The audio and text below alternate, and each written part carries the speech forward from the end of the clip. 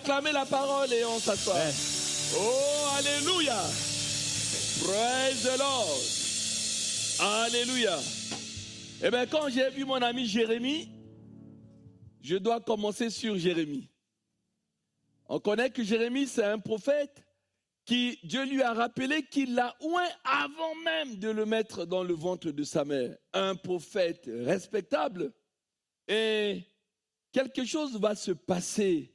C'était au temps du roi Manassé, fils d'Ézéchias. Il est écrit, quand on lit Jérémie chapitre 15, quelque chose se passe. C'est qu'Ézéchias, on sait que c'est un homme qui a servi Dieu avec intégrité, à telle enseigne que Dieu lui a même rajouté 15 années. Le grand prophète Ésaïe lui a dit, fais tes testaments, meurs. Ésaïe était en train de sortir, Ézéchias a parlé à Dieu. Et Dieu lui a rajouté 15 années. Et il va mettre au monde un fils, Manassé. Il va faire tout le contraire. Waouh! Quand vous lisez ce que Manassé a fait, les statues de Baal, ils ont négligé l'Éternel. Il y avait un tel péché dans la société. Jérémie ne savait quoi faire. Le texte dit que Jérémie était découragé, il déprimait, il ne savait que faire avec la population. C'est lui le prophète. Nous, on a maintenant le Saint-Esprit. On n'en connaît même pas l'avantage. Mais à l'époque, Dieu, c'était le prophète. C'était le petit Dieu.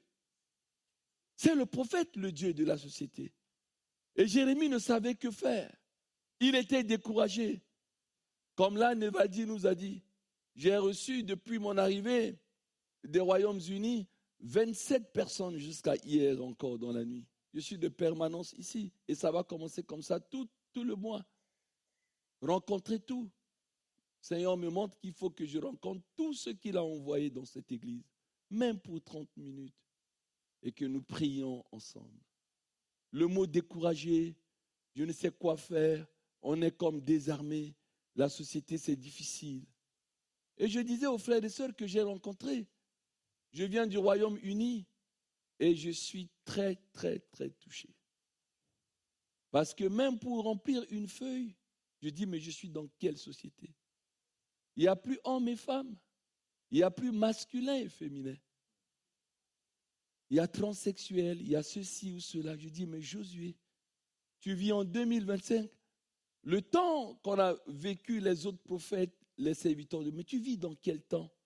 Savez-vous qu'au Royaume-Uni, même dans mon école où j'ai étudié, quand vous allez aux toilettes, il n'y a plus de toilettes hommes et femmes.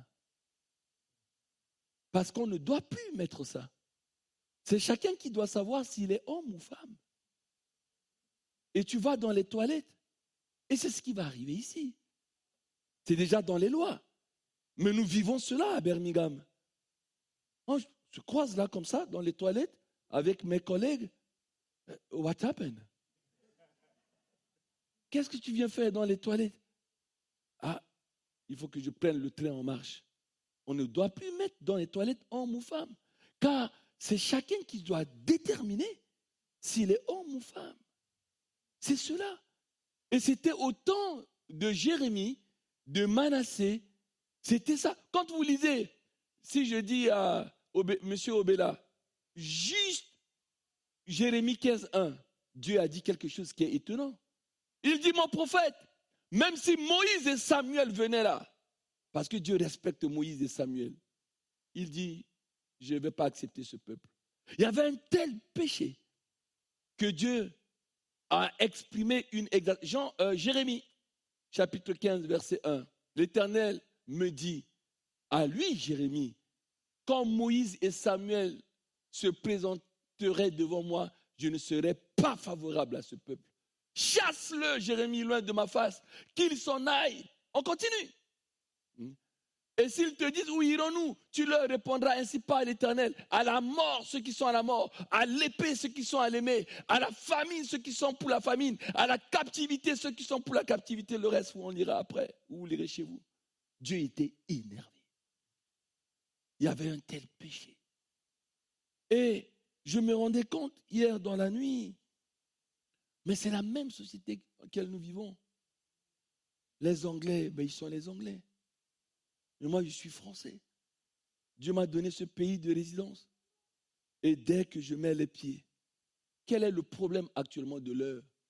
Chaque jour, les problèmes se dépassent. Le problème de l'heure actuellement qui fait la une, c'est l'Amazon, là, des Chinois, chaîne. Quand on tente de fermer, c'est le problème d'actualité. Car ce magasin vend des poupées à caractère pédopornographique. Pédo, c'est-à-dire des enfants. Pédo, c'est ça? La pédiatrie. Quand on retourne, c'est les enfants, les bébés, jusqu'à 10 ans. Et caractère pornographique, le moins sur le marché, on connaît. Mais des poupées à caractère pédopornographique.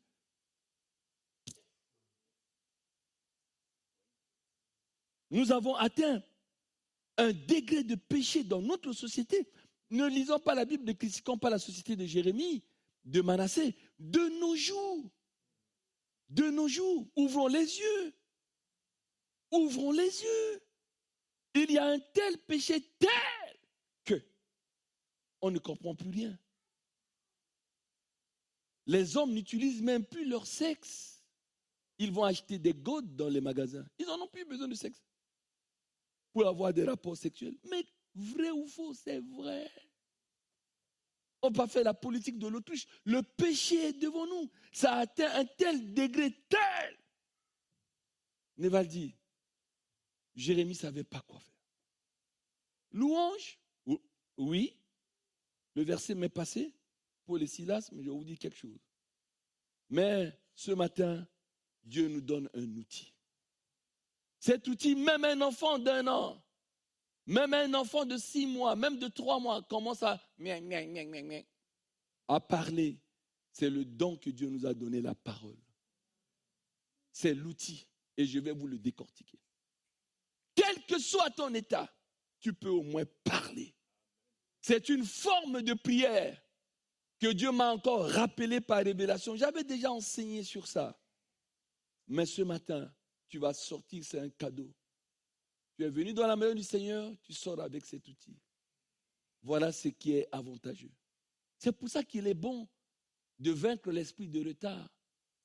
Parce que dès qu'on a commencé, le modérateur, le frère Christian, nous a donné une image. Waouh! Toi qui n'étais pas là, mais moi je suis devenu gentil, puisque je vous ai dit, quand je partais à Birmingham, je m'appelais Tigre. Et quand je suis revenu, je m'appelle Agneau. Et vendredi, tout le monde a dit Agneau, j'ai dit présent. Tu es un agneau. C'est Jean-Baptiste a vu Jésus dit voici l'agneau, lambe. J'ai mangé des lambes là-bas avec du riz, de l'agneau avec du riz. J'en ai mangé 3 mois.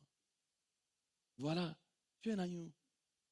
Mais ce matin, le frère disait voilà, un chrétien voulait quitter une église, il a vu son pasteur. Je suis gentil. Quand je vous le dis, vous les retardataires là. Et le pasteur lui dit, mais pourquoi tu veux quitter l'église? Il a dit, parce qu'il y a des menteurs, des voleurs, des infidèles, des adultères dans cette église. Moi, je ne peux pas vivre dans cette église, je m'en vais. Et le pasteur dit, bon, c'est libre. Hein? L'église, c'est une porte ouverte, ça rentre, ça sort. Mais, je te demande quelque chose. Fais ça, après tu pars. Il dit quoi? Le pasteur, il prend un verre, il remplit, je parle sous le contrôle du modérateur, si je traduis bien. C'est pour te montrer que je t'écoute quand tu parles. Hein? Il remplit le verre de l'eau, plein, et il donne au jeune homme. Il dit, fais juste le tour de la salle. Si aucune goutte ne tombe, tu peux maintenant partir. Et le garçon dit à son pasteur, oh, piece of cake. Piece of cake, c'est facile, quoi. Hein? Vous les Français, là, on parle un peu anglais, vous êtes perdus. Hein? Piece of cake. Hein? C'est facile. Hein? Voilà. Et donc, il prend le verre, il va doucement, c'est comme ça il faisait, le frère Christian. Vous qui n'étiez pas là, vous n'avez pas vu cette démo. Il a fait ses démonstrations, il a fait le tour, il vient, il a dit, Pasto, voilà le verre, aucune goutte est tombée. Et le pasteur lui dit, voilà, Mais tu sais pourquoi le goutte, où tu as perdu aucune goutte? Ben, j'ai marché doucement, j'ai veillé. Et le pasteur lui dit, parce que tu as eu les regards fixés sur ton verre. Tu n'as pas vu les voleurs. Tu n'as pas vu les menteurs. Tu n'as pas vu les médisants. Tu n'as pas vu ceux qui critiquent l'église et qui font partie des gens de l'église, mais eux, ils restent. Parce qu'il y a plein de chrétiens qui critiquent l'église et les gens quittent. Hein? Cette semaine, j'ai dit à une sœur, pourquoi tu ne viens pas? Oh, il y a une sœur qui m'a parlé comme ça, je suis dégoûté de l'église. J'ai dit, mais elle, pourquoi elle est restée? Elle a dit, oh, c'est vrai. J'ai dit, mais tu pourrais peut-être lui téléphoner. Hein? Mais comme tu as pris du recul, le jour où tu as assez de prendre du recul, tu reviens de toute manière. Moi, dans ma chambre, je prie pour tout le monde. Y compris pour ceux qui prennent du recul. Personne ne m'empêche de prier pour eux. Et il dit, mais parce que tu as les regards fixés. En fait, le frère Christian nous a lu un verset, regarde à Jésus. Fixe les regards sur Jésus. Et il a fait l'exégèse par cette image. Ça a duré 3 minutes ou 2. C'était deep. Performant. Hein? On n'a pas regretté. Hein? On l'a regardé, on m'a dit, mais dis donc, depuis qu'il a eu un enfant, il y a eu l'onction. Non, je n'ai rien dit. Attention. Et là, Jérémie Dieu va lui donner un secret. En nous retournant à Jérémie 15, il va lui dire quelque chose de simple qu'on va faire ce matin. Et nous allons tous l'exercer. Verset 19, Jérémie chapitre 15. Il se plaint, la société, ça ne va pas, des poupées à caractère pédopornographique, etc. On ne sait plus où mettre la tête. Et là, voilà que il voit son prophète malheureux et il va dire quelque chose à son prophète. C'est pourquoi ainsi parle, encore le verbe parler. Si tu te rattaches à moi, je te répondrai et tu te tiendras devant moi, etc. Mais c'est ce verset-ci que je cherche. Si tu sépares ce qui est précieux, Jérémie, de ce qui est vil, on garde le mot précieux et vil, tu seras comme ma bouche. Ce matin, je veux te dire que tu es la bouche de Dieu. Mais ça veut dire quoi être la bouche de Dieu? Parce que Dieu crée par sa bouche. C'est Paul qui nous a dit que Dieu, ce Dieu que nous sommes venus louer ce matin, il nous a dit ça dans Romains 4, 17, il appelle des choses qui ne sont pas comme si elles étaient. Ah, écoute ça. Il est saint, il est agréable, il est admirable, on a vu dimanche dernier, mais il y a un des attributs de Dieu que j'aime beaucoup, que je kiffe de ouf. Il est celui qui appelle des choses qui ne sont pas comme si elles... En fait, Dieu il reste comme ça, il appelle une voiture est là. Il appelle un avion est là. On est dans l'obscurité, il dit que la lumière soit. Et la lumière fut. Mais vous ne voulez pas être comme Dieu? Eh bien, ce matin, je vous assure, c'est le plus beau message qu'on puisse avoir. Si tu sépares ce qui est précieux de ce qui est vil, tu seras comme ma bouche, alors tu pourrais appeler. Et je vais vous dire ce que tu vas appeler puisque ça te concerne. C'est cette forme de prière dont nous avons besoin. C'est important. Cette forme de prière est de parler. C'est extrêmement important. Mais avant d'aller plus loin, il faut qu'on définisse ce qui est précieux, ce qui est vil. Galates 5, 22. Vous allez voir ce qui est précieux. On l'avait déjà vu vendredi, ce qui est précieux, qui est admirable qu'on doit faire. Voilà. Galates 5, 22. Il y a 9 choses qui sont précieuses, en résumé.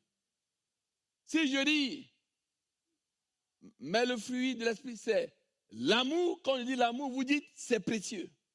Quand je dis la joie, vous dites c'est précieux, on va le faire 9 fois, parce qu'il y en a 9.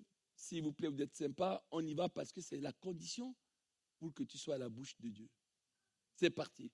Mais le fruit de l'esprit, c'est l'amour, la joie. Coucou, il y a encore des gens qui ne le disent pas.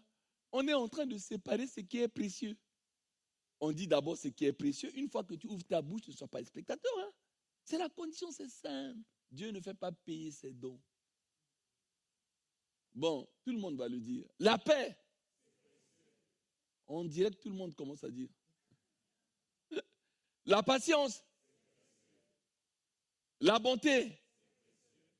La bénignité. La fidélité. La douceur. La tempérance. Voilà ce qui est précieux. Maintenant, tu vas le séparer dans ta vie avec ce qui est vil. Ce qui est vil, c'est le verset 19, monsieur Obela. On y va. Ça, il y en a un peu plus de 9, mais on va y arriver. On va y arriver. Verset 19. Les œuvres de la chair sont manifestes. Je commence à les citer, je dis l'impudicité, tu dis c'est vil. Et on va terminer la liste qui est là.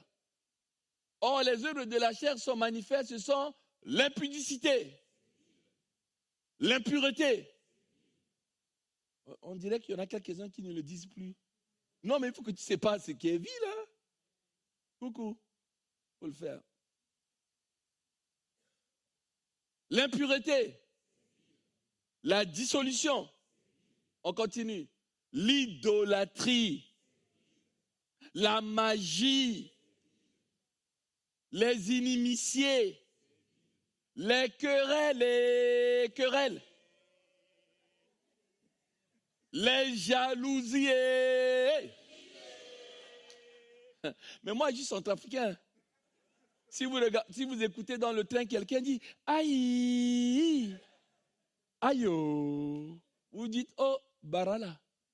C'est-à-dire bonjour. C'est les centrafricains qui font ça. Ils ont une onomatopée « Aïe, aïe, oh ».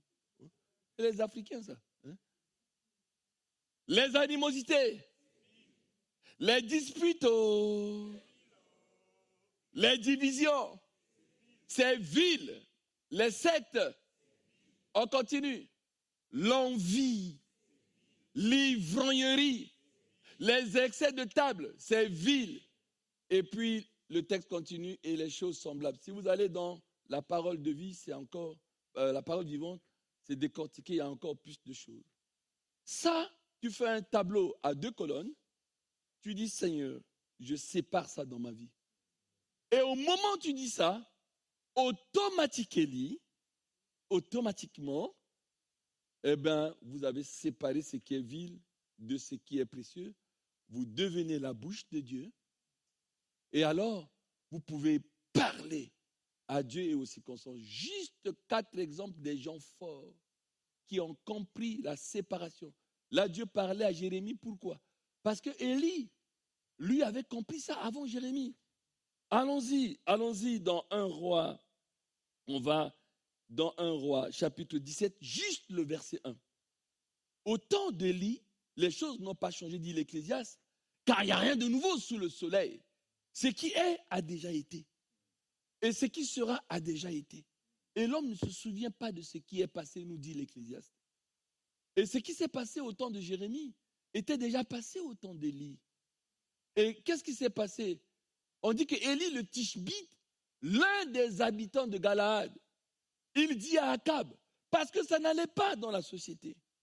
Et il va dire à Akab, l'Éternel est vivant. Comme il y a beaucoup de dieux dans ce pays, on ne sait plus où mettre la tête. Religion de ça, religion de ça, religion de ça, religion de ça. C'est maintenant puissance contre puissance. Ngouya bangouya. Puissance contre la puissance. Hein? On va faire une démonstration pour voir quel est le Dieu qui est puissant. On laisse la parole, on laisse les discours, les discussions théologiques, religieuses. C'est puissance contre puissance maintenant. Moi, je suis serviteur de l'Éternel, moi, Élie. L'Éternel est vivant. Le Dieu d'Israël. On sait d'où ce mot vient avec Jacob, etc. Dont je suis le serviteur. Il confesse son statut, son identité spirituelle. Il n'y aura ces années-ci, monsieur le roi Akab, ni rosée, ni pluie. Sinon, à ma parole. Mais traitez-le de vantard, de pédant. Mais vous vous rendez compte? Jamais un homme dit ça. Il dit à tous les services de météorologie, bac plus 10. Ils ont fait des études scientifiques énormes. Ils savent quand est-ce qu'il y a la pluie. Ils nous donnent les températures, etc. et tout. Il dit, ça ne va pas dans ce pays. Je suis le serviteur du Dieu d'Israël. J'interdis. Il n'y aura ni rosée dans ce pays, ni pluie, sinon à ma parole. Waouh!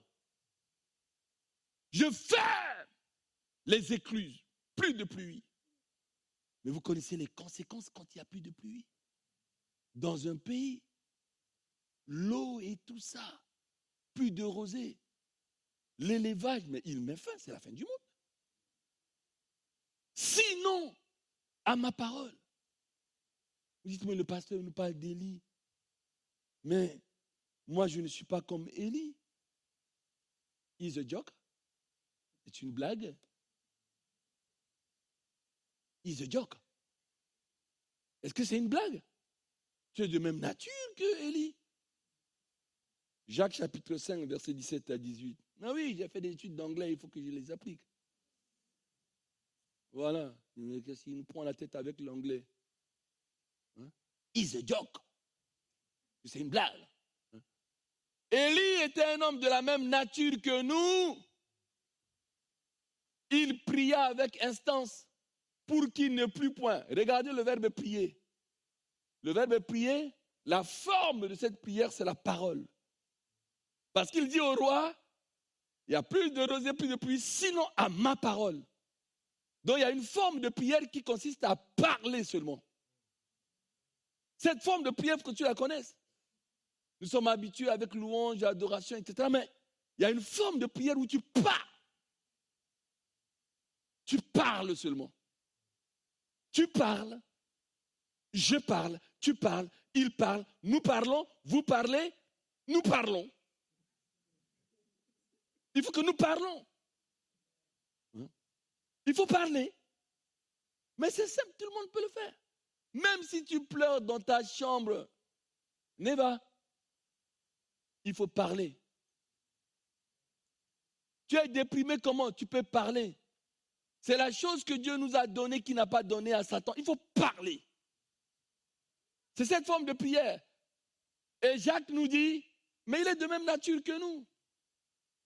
Il pria avec, il était un homme de même nature que nous. C'est pour nous encourager ce matin à le faire à la fin de cette prédication. Pour que tu ne te donnes pas des excuses. Il a séparé le vil du précieux, il a séparé le précieux du vil. Hein? Et donc là, même nature, il pria avec instance et il ne plut point. Et il ne tomba point de pluie sur la terre pendant 3 ans et 6 mois. En exégèse, on dit, quand tu parles, ça veut dire que tu pries avec instance. En fait, parler, c'est 1 milliard de prières. Parce qu'on est incapable de prier avec instance. On prie pour quelque chose, après demain on dit, mais Dieu a écouté, on ne prie plus. On a un relâchement. Mais la puissance de la parole, quand tu parles, c'est comme une prière avec instance. C'est ça la définition. Il pria avec instance. Mais lorsqu'on retourne à 1 Roi 17, on voit qu'il n'a pas prié avec instance. Il a parlé. Il a dit, sinon à ma parole. Et c'est ça la définition de prière avec instance. La parole. Je parle. Et la chose s'est mise à se faire, ça s'est exécuté.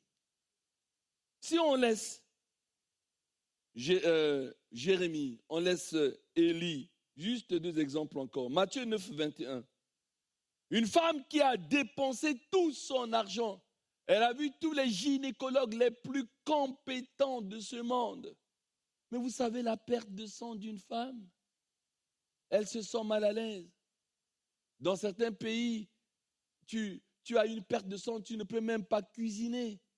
Tu ne peux même pas rencontrer quelqu'un, tu es impur. Et cette femme, pendant 12 ans, elle ne se sent plus femme. Il y a une perte de sang incessante qui est là. Le texte dit, elle va découvrir la puissance de la parole, c'est-à-dire la prière en instance, avec insistance, avec instance. Parce que un monsieur est venu dire, ma fille est malade, et Jésus dit, mais allons-y. Et pendant qu'il allait, une femme est venue la toucher. Ça a fait débat. Et on lui a posé la question, elle a dit, car, le texte dit, car elle disait en elle-même, elle a parlé en elle-même, elle a dit, si je puis seulement toucher le vêtement de cet homme que j'entends Jésus, je serai guéri. La puissance n'est pas d'aller toucher et qu'une force sorte de Jésus pour la guérir. Non. La puissance réside par le fait qu'elle a compris que tout est précédé par la puissance de parler. La puissance de parler. C'est très important. Chez nous, il n'y a pas beaucoup de nuances, mais juste le verbe parler, chez les Anglais, il y a au moins 5 verbes. Tu as le to speak, tu as le to say, tu as le to tell, etc. et tout. Il y a des nuances. Là, on est vraiment dans le speak, le parler. Il faut que tu parles. Si je puis, elle a parlé avec elle-même, si je puis simplement toucher. Et la puissance de cette parole va l'amener maintenant à voir où passe Jésus. Et au moment où Jésus passe, il y a tellement de protocoles, elle cherchait juste à toucher Jésus.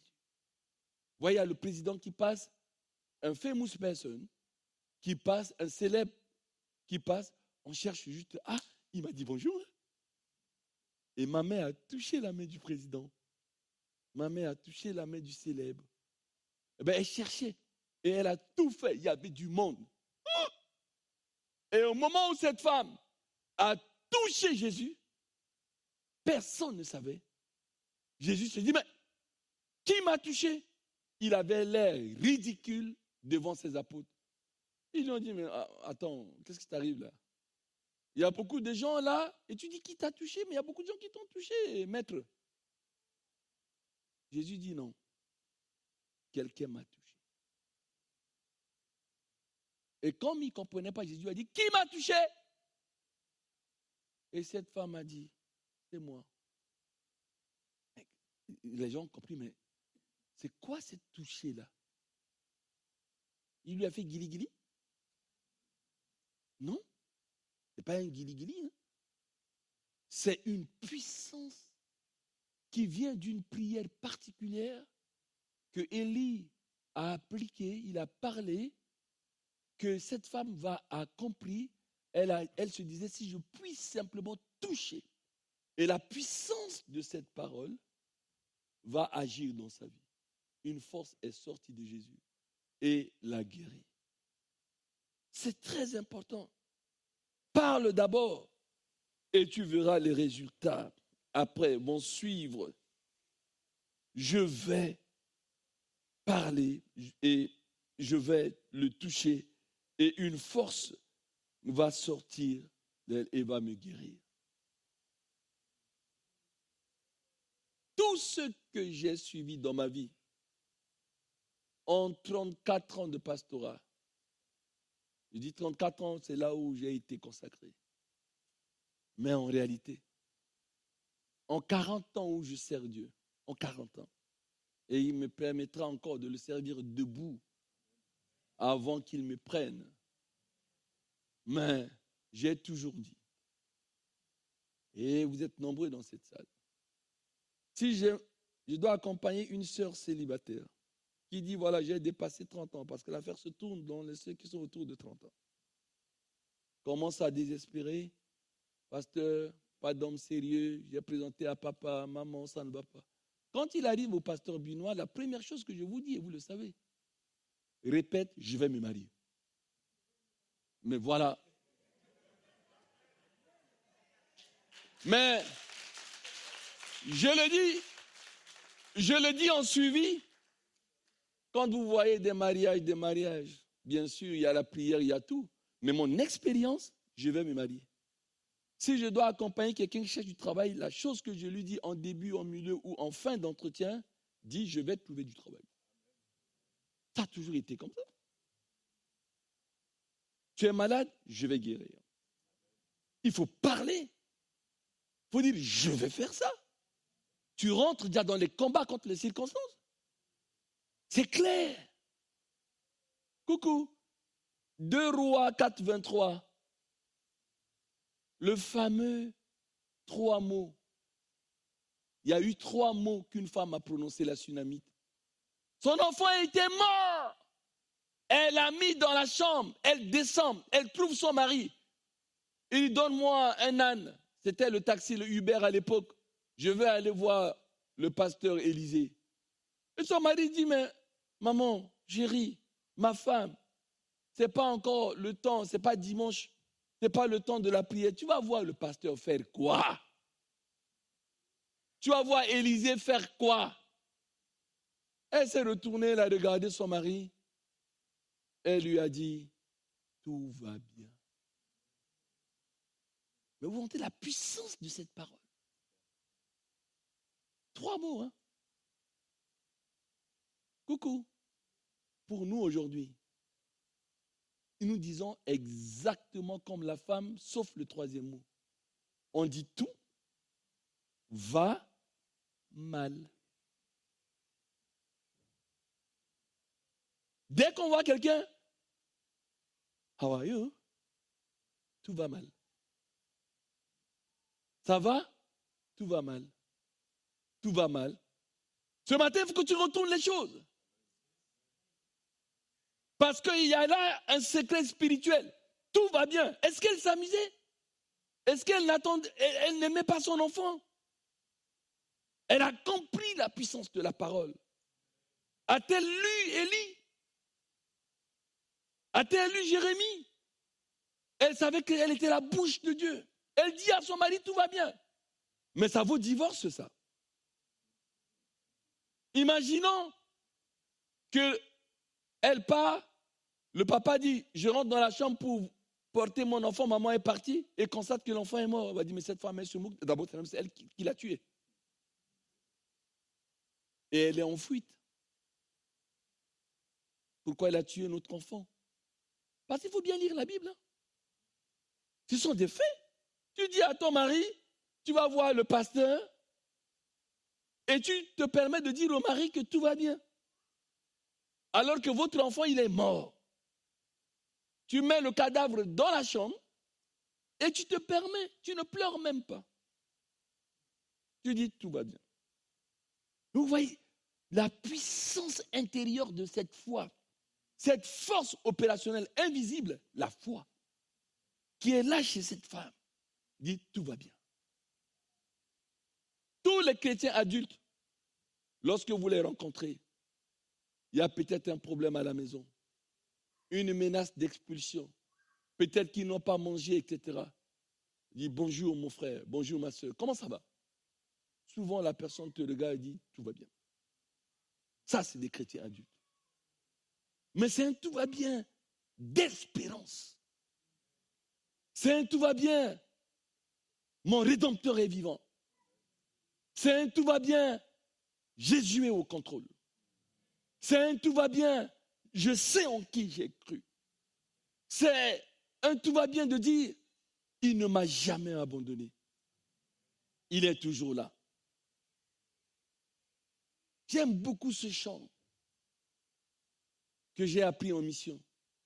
Si je rencontre ma petite sœur Ida et je vois qu'elle est menacée, il y a un doute dans sa foi, je la regarde, je dis, Ida, dis-moi un jour, si Jésus t'a laissé un jour, jamais, il ne t'a jamais laissé tomber.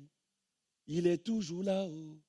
Avec toi, Ida, il ne t'a jamais abandonné.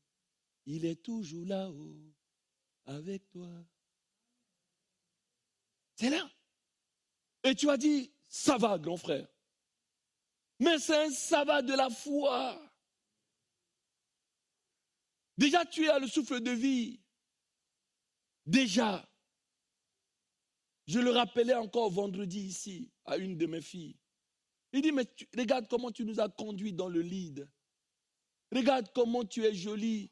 Regarde comment tu n'es même pas handicapée. Il y a des filles de 24 ans comme toi qui sont tétraplégiques.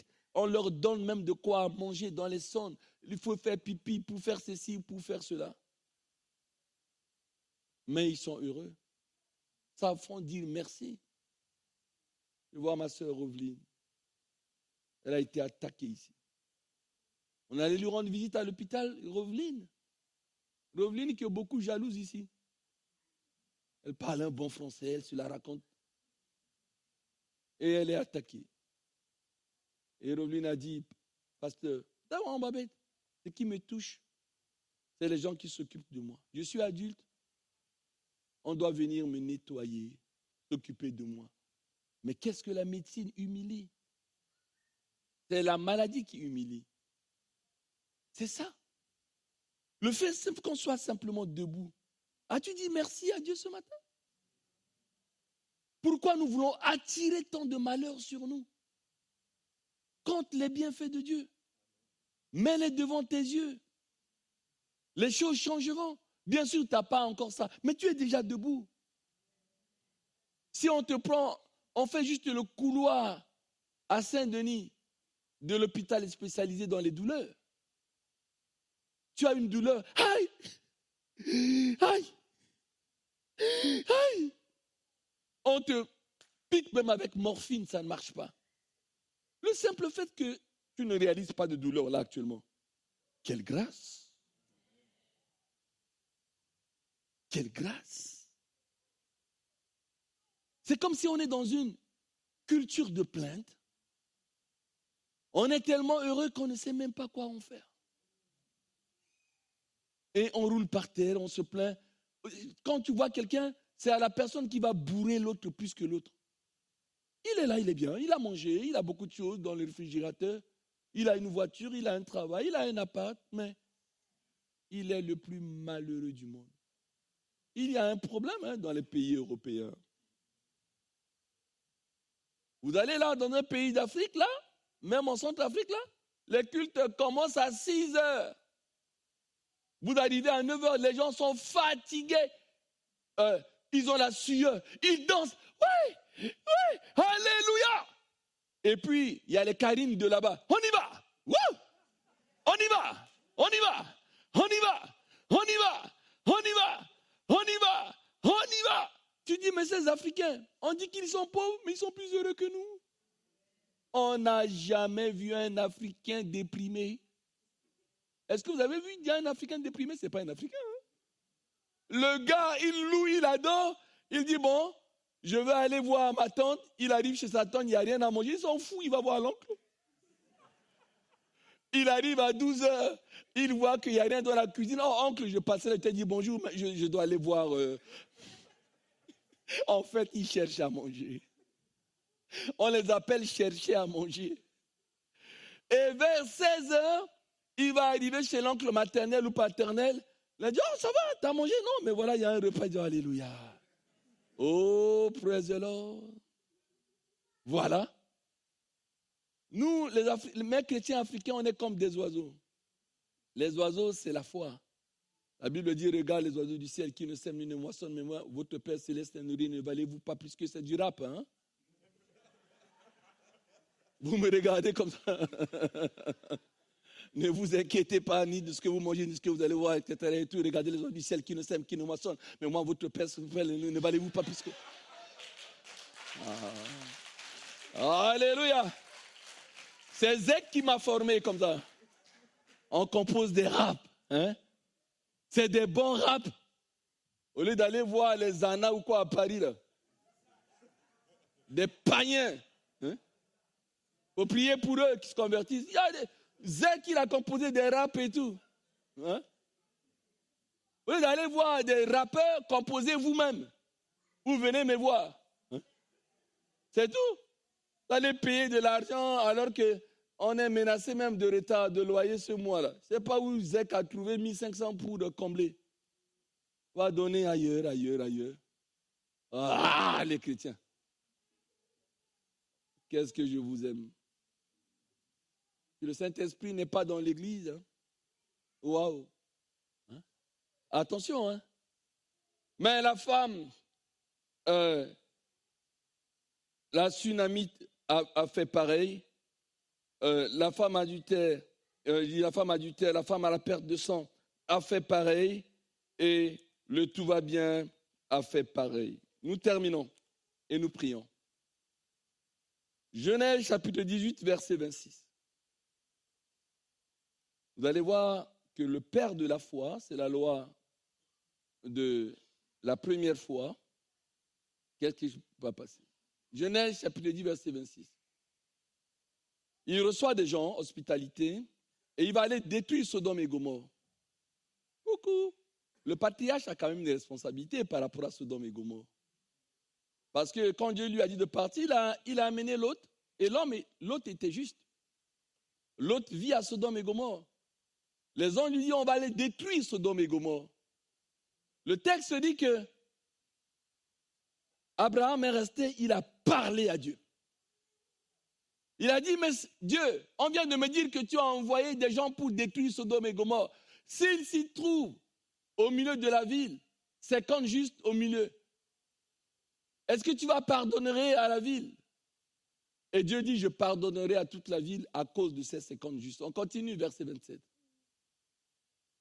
Abraham reprit et dit, c'est ce que nous avons dit au début, j'ai osé parler au Seigneur, moi qui ne suis que poudre et cendre.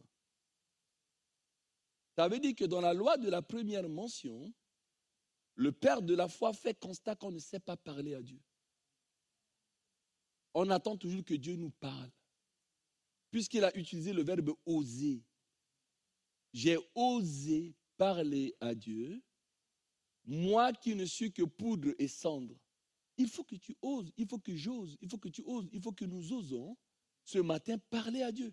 Il faut que nous osons parler à Dieu ce soir, demain, tous les jours de notre vie. Il faut que je parle à mon Dieu. Et j'ai osé parler à mon Dieu. Et il a descendu comme ça. S'il y avait 30, s'il y avait... Et Dieu lui écoute. Et au lieu de sauver Sodome, il va dire quelque chose au verset 32, M. Obela. Au verset 32, il va dire, Abraham dit, que le Seigneur ne s'irrite point. Mais est-ce que Dieu s'est irrité? C'est dans sa tête.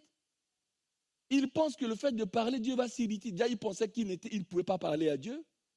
Fausse théologie.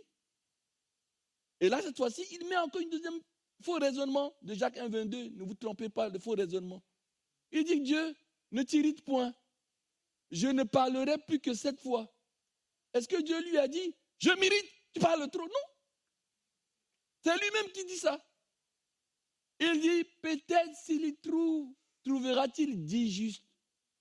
Et Dieu, dans sa douceur, il dit, Abraham, tu es mon ami. Et l'Éternel dit, je ne détruirai pas à cause de ces 10 justes. Quand vous lisez le reste, c'est pathétique. Et Abraham s'en alla chez lui. Alors qu'il y avait un juste. C'était l'autre. D'ailleurs, ils ont même fini par le prendre par force. C'est sa femme qui est devenue une statue de sel, qui retournait en arrière. Et ses beaux-fils qui le prenaient pour un rigolo. Attention, hein. S'il avait dit un juste, et quand vous lisez Jérémie 1,5, Jérémie dit, allez dans les places de Jérusalem. Si vous trouvez un juste, un seul, Dieu sauvera la ville. Ça veut dire qu'à cause de toi, si tu ne sais pas ce qui est vil, ce qui est précieux, à cause de toi, Dieu garde la France. À cause de toi, Dieu garde ton quartier. Il garde ta cité. À un moment où on égorge les jeunes dans les cités. Mais à cause de toi, parce que tu es l'homme de Dieu, tu es la femme de Dieu, et tu te lèves, tu parles à Dieu. Alors là, les choses vont changer. Peux-tu te lever? Oublie ton voisin. Je ne connais pas ton problème. Et sous la direction du pasteur David, avant que nous passions à d'autres choses, tu vas venir là, donne l'enfant à sa maman ou à son papa, merci beaucoup, et va dire ceci. Toi, il faut que tu ouvres la bouche. C'est juste un exercice de 1 seconde, 2 secondes qu'il va nous faire. Mais déjà, élevons nos mains. Il ne va pas y avoir de musique, s'il vous plaît. Hein? Chaque chant, chaque musicien, tu vas dire quelque chose. Qu'est-ce que tu vas dire? Je cherche de l'alternance, je dis, je vais trouver cette alternance. Nous devons parler aux circonstances. Jésus a parlé aux tempêtes, il a parlé aux figuiers, il a parlé aux maladies, il parle à tout. Pensez encore il y a 3 ans. Yann n'arrêtait pas de me dire, on avait un vieux minibus, c'est en panne. Un jour, j'en avais marre, j'ai dit, Yann, t'arrêtes de me téléphoner, parle au bus. Et tu démarres ce bus-là, tu vas faire l'œuvre de Dieu. C'est ce que j'ai fait en Afrique. En Afrique, on tombe en panne à 500 km, on parle aux voitures. Je me rappelle un jour, on m'a arrêté comme ça. J'étais en pleine province, les gens ont reconnu mon 4x4. Pasteur, mais on a un problème, je ne sais de quoi, il faut aller à la capitale et tout, la voiture ne démarre pas. Il dit, attendez, voiture, tu démarres. Au nom de Jésus, il démarrait la voiture. Ils ont démarré. J'ai fait des choses, hein. Vous qui me négligez là. Ils ont démarré la voiture, bien sûr, on dit il est magicien, il est etc. C'est la parole. Les Africains, ils n'ont pas de pièces de rechange. Ils n'ont rien. Il faut démarrer la voiture par la foi. Il dit, voiture, tu ne tomberas pas en panne jusque dans la capitale. Ils ont vécu des choses. Parce qu'il faut savoir parler aux circonstances. Il y a 4 ans, on me piquait dans les yeux. Vous avez prié pour moi. On était encore à Boissy, on était à Novotel. J'ai toujours confessé, je guérirai, je guérirai, je guérirai. Aujourd'hui, plus de médicaments. Il faut parler aux circonstances pour que les circonstances changent. Appelle les choses qui n'existent pas comme si elles existent. Oh, alléluia. Oublie ton voisin les mains élevées.